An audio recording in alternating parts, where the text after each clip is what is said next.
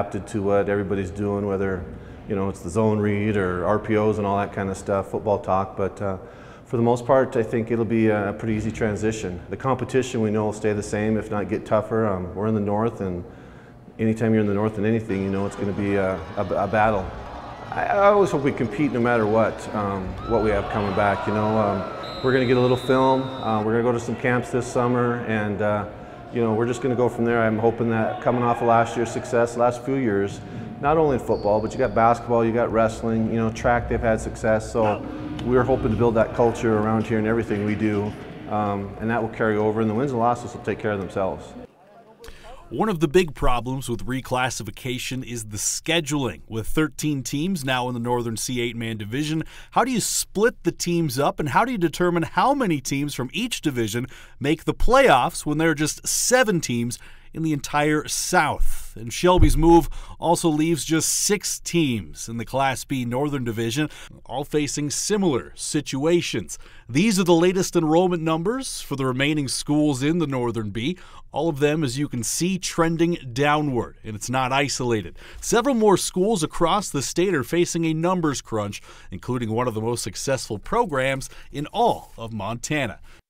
Fairfield High School has been below Class C enrollment level for years, yet somehow the Eagles managed to compete and win championships regularly in Class B. But now they know change is coming and they're ready to face it.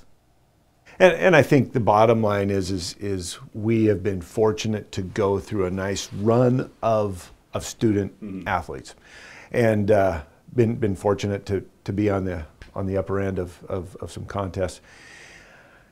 I think it is a level of expectation with the kids themselves, but I think it's important to their parents, and it's important to the community. But it's not just athletics. Like we just found out, that we were the highest in the state in the ACT in math. We're in the top 5 ACT, overall. So it's not just one thing. It's a culmination of many factors, and yes, we've been fortunate. We've been fortunate to stay healthy. You saw the girls' program this year. Got hit, and so we've been fortunate on several levels, and it is something that that the younger kids have seen, and those people that have been before them have done a good job of doing things the right way, in terms of working hard, and in terms of being good people, and then those younger kids get to see that and watch that, and then hopefully emulate it. Fairfield is certainly fortunate to have great student athletes, but who knows what the future holds? That's why Coach Meyer and several other coaches and administrators around the state are starting the conversation about what lies ahead for Class B teams. I actually think Class B is in a world of hurt, and especially from the football standpoint. The option to be able to go 8-man is there, and very a valid reason to do that, because of numbers. And then but those communities have a lot of pride, and they want to stay up, so they're staying up for maybe the other sports, but football is a numbers game. The 9-man has been thrown around a lot, and a lot of us have talked about that. There's traction, but there's not a lot of traction. At the same time, a 9-man league in the state would be awesome. The problem with that is what happens to those Class B schools that don't have the enrollment to go 9-man, and they don't have the enrollment to go Class A. That would be a very, very difficult thing for Class B and for those schools. So there isn't a nice, easy answer. At the same time, a lot of those schools could go 8-man, but it's Class B, and Class B football is in a challenging position right now, I think.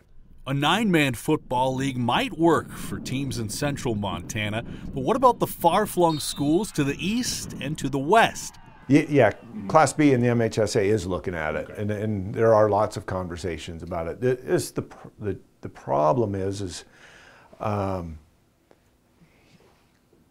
it's spread out. There is such a disparity in enrollments. You have the Bakers of the world, or the Wolf Points of the world. Well, they have to be able to play somebody, you know, and their enrollment is where it is, and or the Eurekas. You have such tips, and so it's a difficult conversation that everybody has with it, and there's not going to be a solution that everybody goes, oh yeah, that's the best thing. You know, it's going to be it's difficult. Class B football as it stands is not sustainable. As more and more schools struggle to field 11-man squads or even have enough players to practice and build programs, Meyer thinks small towns need to start having important discussions about the future, and that includes the Fairfield Eagles. Is your enrollment is X, and then they say, okay, you are in this classification. If you want to stay, then you need to write a letter saying we're gonna stay. So that's the way that works. Yeah, I guess, you know, never say never, and does the conversation need to happen? Yes, it does. But at the same time, that conversation should happen. So if you elect to stay, everybody's on the same page. If you elect to go down, everybody's had a voice in that. Right now, 9-man football is played in Minnesota as well as North and South Dakota. The rules are similar to 8-man football. 5 players on the line of scrimmage, 4 in the backfield, so essentially you're just adding another running back. But here's the catch. You can play the game on an 11-man field utilizing the entire 100 yards, which would mean that Class B schools wouldn't have to alter their fields and bring the goalposts closer if they went down to the 9-man level. As Coach Meyer said, it is a proposal that's being looked at by the MHSA as well as coaches and administrators, but it's not a realistic option yet. Plenty more obstacles need to be addressed before moving forward, including scheduling and travel distance. Well, shrinking class sizes are also having an effect on Montana's smallest schools and towns. The last decade has seen many traditional Class C powers and rivals forced to co-op just to field a 6-man team. The Denton Geyser Stanford Bearcats saw immediate success when they joined forces back in 2013. They finished runner-up in their first year, made the semifinals in their second year, and won a 6-man title in 2015. But the Bearcats' enrollment fluctuated, and the MHSA moved DGS up to the 8-man ranks, and while there were more kids in the schools, participation stayed low. And after a year where the team struggled and barely managed to field 8 men, DGS will move back to the 6-man ranks in 2018. We did have to appeal for it. It mainly came about, we finished out last year with only 9 guys in a uniform, so just feasibly looking at next year, we knew that if we had to stay 8, it would be a really hard thing to even field a team. So we went to MHSA, and fortunately they let us drop down to 6. I think 13 guys at the start of the year, and then it seemed like everybody kept getting injured and one thing after another. So ended up, like I said, finishing with 9 in a uniform. Just over a decade ago, when Matt Newman starred for Geyser, the 3 schools of Geyser, Stanford, and Denton were 6-man powers in their own right, rivals that battled back and forth for central and state supremacy. Now flash forward to 2018, the pride is still there, the numbers are not. I mean, just less kids at all the schools, and even now I think the participation rates have went down. I mean, it seemed like when I was in high school even 10 years ago, there might be 2-3 boys that aren't playing sports. Now it seems like, you know, there could be a lot more than that. I mean, we probably have 10 or so that aren't really into sports, have their interests elsewhere, which is fine, but I think participation rates in sports overall has definitely declined. Yeah, it's hard, and I mean, a good number for us next year will be 12. I mean, but realistically, we're probably looking at 9 or 10. I believe we have 2 coming up, so lost 7, gaining 2. Hopefully talk a few more into going out. So it'll be tough. And though the teams came together by necessity, the rewards extended beyond the football field.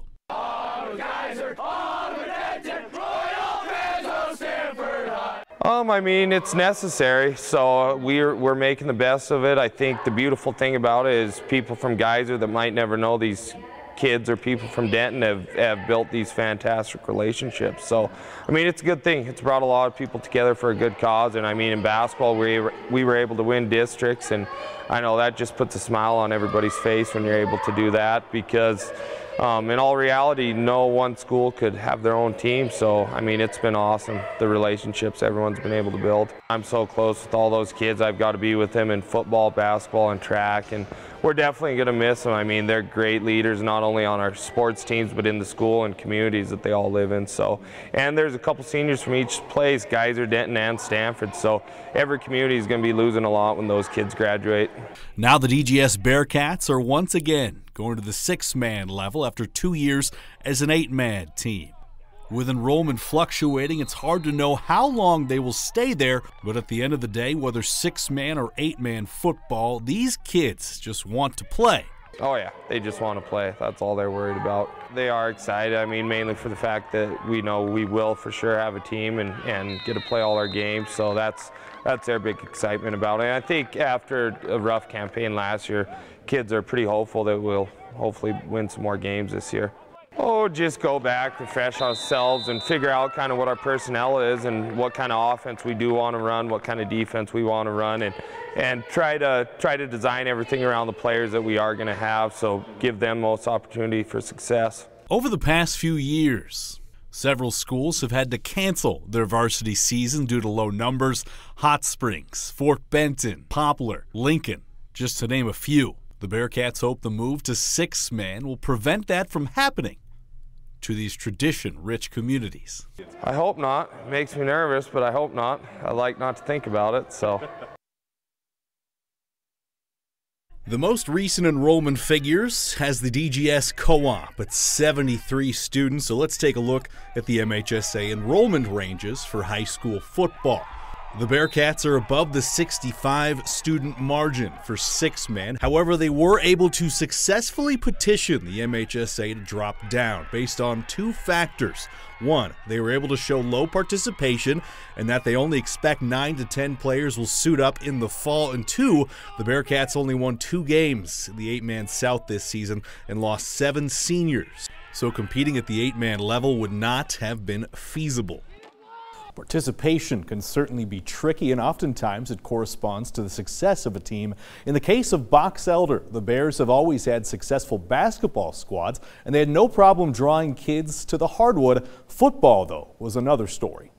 We struggle with that every year.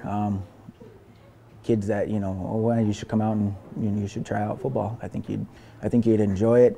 It's just, getting them out there, getting them conditioning, getting them thinking football, catching the ball, throwing the ball, and until they do that, they don't really know if they enjoy it or not. So it's just a matter of getting kids out there. I mean, we got the athletes, we definitely got the numbers. It's just getting them interested and motivated. 3 years ago, Box Elder made an incredible run to the 6-man title game. The next year, they saw a program record number of kids come out for football, but it was a double-edged sword. Even the year we went to that championship game with DGS, I think we only ended with 14, 15 kids, so that was the first year we actually got to put a offense-defense together out against each other and, mimic what other teams are trying to do, and, that helps, you know what I mean? And you go and practice with 8 guys, and even in 6-man football, it's difficult, you know what I mean? It's difficult to keep kids motivated. It's difficult to game plan. So when you do get to have that, the numbers, the participation numbers up there, it definitely helps, and it helps with the motivation. I think that's the biggest thing. Keep them. In the past, when we did make that run, we had some athletes, we had some studs, and the following year we come out and we're like, oh man, we got 25 plus kids now because we did have that success. We follow it up with a little less successful year. And numbers drop, so success breeds success definitely around the community. Box Elder has always been one of the larger Class C schools, but they were able to remain in 6-man because participation was historically low. The uptick in numbers after the run to the title game forced them to the 8-man ranks, but the wins did not follow. Following that state run, we did petition to stay 6-man, and they did allow us that first year. That's right. Then the following year, they pushed us up into the 8-man. But yeah, that transition and just hey, we're not going out against those same teams. It's a little different. There's factors there that you build these rivalries with other schools, and then pretty soon, well, they're not on our schedule anymore, and kids kind of show a little less interest. I mean, I'd love to have 20, 30 kids every year. It just hasn't been that way. So. Lack of success is one thing, but Coach Rosette knows there are plenty of other factors keeping kids off the field. It's hard to say. It could be a number of different things. I mean, I hate to say it, some kids, just, have always done nothing but, whether play basketball or just hasn't showed interest in it. You would think they'd want to get out and do a little more and be part of a team, things like that. But some people are, a little fearful, especially with things like the concussion playing a major factor. You know what I mean? Some parents are a little weary, about having kids get hurt, saving themselves for basketball, things like that. But I think our kids, I mean, they're a tough bunch, the group that we do have playing. So if we could get a couple more kids to come out, a couple more kids out to high school, I think we'll fare okay. Rosette thinks a move back to the six-man ranks might be a better fit for the Bears, but it will have to wait for at least one more season. I think I missed the ball this year. I think we would have had a strong case to go back into the six-man ranks, but there's other factors and there's other things that, out of season, you got people that are scheduling, and it's a scheduling nightmare too if you don't know who's coming in, who's leaving. Matt Molyneux out in Chinook does a great job scheduling, and if they got you on a schedule and they're assuming you're going to be there for at least that 2-year rotation, you don't want to mess with it. You play the card, play the hand you're dealt, and you deal with it. I think the idea is to see where we're at this year with numbers mid-season, and we'll plan our petition that at that point. If we got 20 guys, I think I've always said Box Elder should be an 8-man school. You know what I mean? But with participation numbers so low, and the history of participation numbers, I think it would benefit our kids to be at that 6-man ranks. But we'll play wherever they tell us to play. There's no telling what the numbers will be in the future, but Rosette thinks there might be a solution just 15 miles to the east. Rocky Boy Box Elder used to co-op in the past for 8-man. I think that's what you might see. You know what I mean? You might see some co-ops for the 8-man now, that you normally didn't have, as opposed to co-ops just for the 6-man or those types of things. So I think that might be something down the pipe that people are going to be seeing more often. I could see this playing out, and we're going to have one school be in the Northern 8-man one year, and then the next year they're going to be out. And it's just going to be a revolving door of new teams in, new teams out. So, the only solution is just to stick with what you have, I guess. I mean, it's hard to say that, you know what I mean? We got kids that are pretty anxious to get back out there and play games and get on the field with their buddies. But they also got parents that are, we should petition for 6-man, you know what I mean? And it's a tough thing to tell a kid, no, I'm not going to petition for a 6-man, and then they get a little discouraged, you know what I mean? So there's not really any one main solution. I don't think. I think it's just a matter of sticking to what we have and going with it. And if you're destined to be an 8-man, you're destined to be an 8-man, I guess. So. And it's not just a Montana issue. National participation in high school football continues to decline across the country, whether it be from fear of concussions or athletes choosing other sports.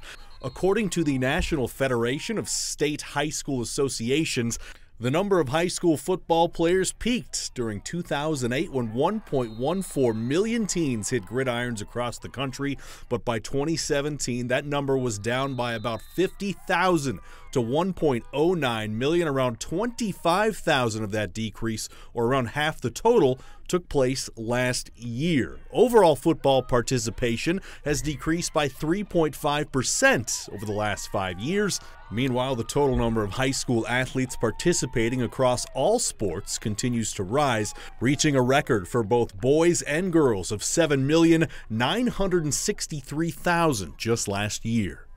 Well, of course, despite all the shuffling, declining enrollment, and participation, high schools are certainly making the best of their situations. The Shoto Bulldogs made the move from Class B to 8-man this past fall. They had a very successful year, making the playoffs and posting a 6-2 overall record in the Northern C 8-man division. They're a good blueprint for success for teams dropping from 11 to 8-man football. We caught up with the Shoto Bulldogs before the season started to see how they handled this difficult transition. The first thing you notice at Shoto Bulldogs football practice is the field. It was weird. We stepped out yesterday when we were handing out equipment.